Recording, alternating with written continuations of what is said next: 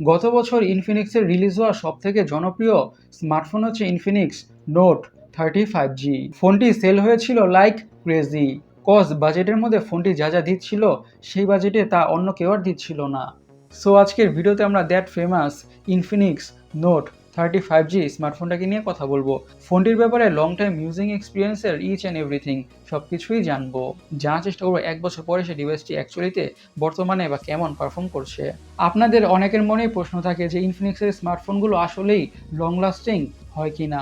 সব ধরনের প্রশ্নেরই উত্তর পেয়ে যাবেন আজকের ভিডিওতে। শুরুতে ইনফিনিক্স নোট 35G ফোনটির ব্যাটারি লাইফ নিয়ে কথা বলা যাক। এতদিন পরে এসব ব্যাটারি লাইফ প্রিটি গুড। এখনও একদিনের মতন ব্যাটারি ব্যাকআপ খুবই ইজিলি পাওয়া যায়।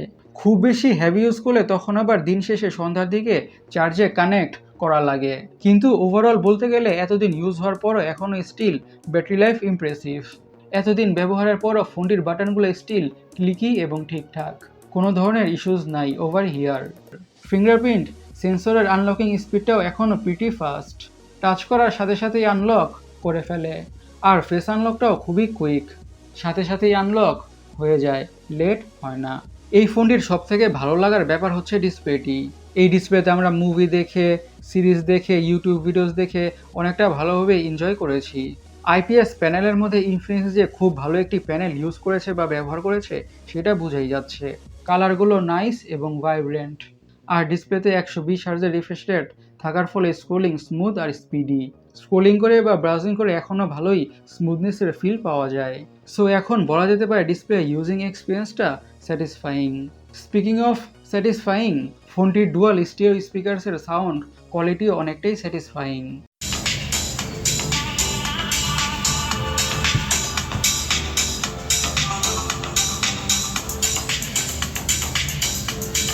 ফোনটির স্পিকারগুলো JBL দ্বারা টিউন করা, সো ফোনটির স্পিকার কোয়ালিটি ভালো হওয়াটাই স্বাভাবিক। এখন ফোনটির বা ডিভাইসটির সবথেকে ইম্পর্ট্যান্ট পার্ট পারফরমেন্স নিয়ে কথা বলা যাক। ডিভাইসটি এতদিন পরে এসেও পারফরমেন্স স্মুথ, ফাস্ট আর রেসপন্সিভ। ল্যাগ বা হ্যাংয়ের কোনো ইস্যুজই নাই। ফোনটি ব্যবহার করতে করতে হঠাৎ ফ্রিজ হয়ে যাওয়া, অ্যাপস থেকে অটোমেটিক বের হয়ে যাওয়া, অ্যাপস ক্র্যাশ করা, নিজে নিজে রিস্টার্ট নেওয়া, এমন কোনো ধরনের ইস্যুজই নাই। যদি এটি বলি পারফরমেন্স এখনও নতুনের মতোই আছে, খুব একটা ভুল বলা হবে না। ফোনটির গেমিং পারফরমেন্স অনেকটাই এনজয়েবল। আমরা এই ডিভাইসটিতে প্রচুর গেম খেলি, গেমিং এক্সপিরিয়েন্স অনেকটাই নাইস। সব ধরনের হাই লেভেলের গেমগুলো মিডিয়াম সেটিংসে অনেকটা ভালোভাবে খেলা যায় অথবা রান করা যায়। Enjoy the game play.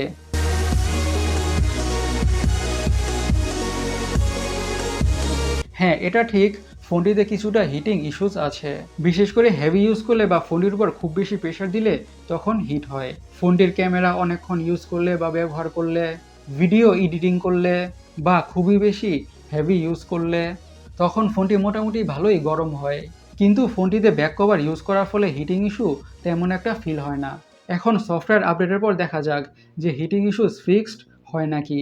কিন্তু হিটিং ইস্যুটা যে বিরক্তিকর তা কিন্তু নয়, বলা যেতে পারে সহনীয় পর্যায়ে।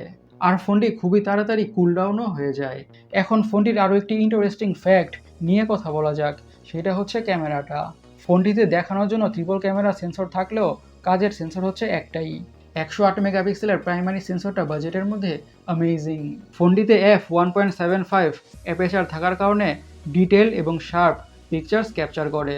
ছবিগুলো দেখতে নাইস লাগে। এটি বলা যেতে পারে একেবারে ready to uploading social media type pictures capture করে অথবা তুলে। ছবির কালার্সগুলো ক্লোজ টু ন্যাচারাল। ছবিগুলো দেখতে টু বি অনেস্ট নাইস লাগে। ডিভাইসটার ক্যামেরাতে এআই ফিচার্সটি বা সেটিংসটি এডিটিংয়ের কাজ অনেকটাই ইজি করে দেয়। ফোনটির ক্যামেরা সেটিংসে থাকছে আরও অনেক ধরনের ফিচার্স লাইক প্রো মোড। তার মধ্যে সবথেকে ইন্টারেস্টিং ফিচার হচ্ছে ব্লার মোড। ফোনটির ব্যাক এবং ফ্রন্ট উভয় ক্যামেরা দিয়ে ব্যাকগ্রাউন্ড ব্লার করে ভিডিও রেকর্ড বা শ্যুট করা যায়। অ্যাপারচার কমানো বাড়ানো যায়। ফোনটির আরও একটি ভালো ফিচার্স হচ্ছে ডুয়াল ভিডিও মোড। একসাথে ব্যাক এবং ফ্রন্ট উভয় ক্যামেরা দিয়ে ভিডিও রেকর্ড বা শ্যুট করা যায়। এসব ফিচার্সগুলো থাকে ফ্ল্যাগশিপ ফোনগুলোতে।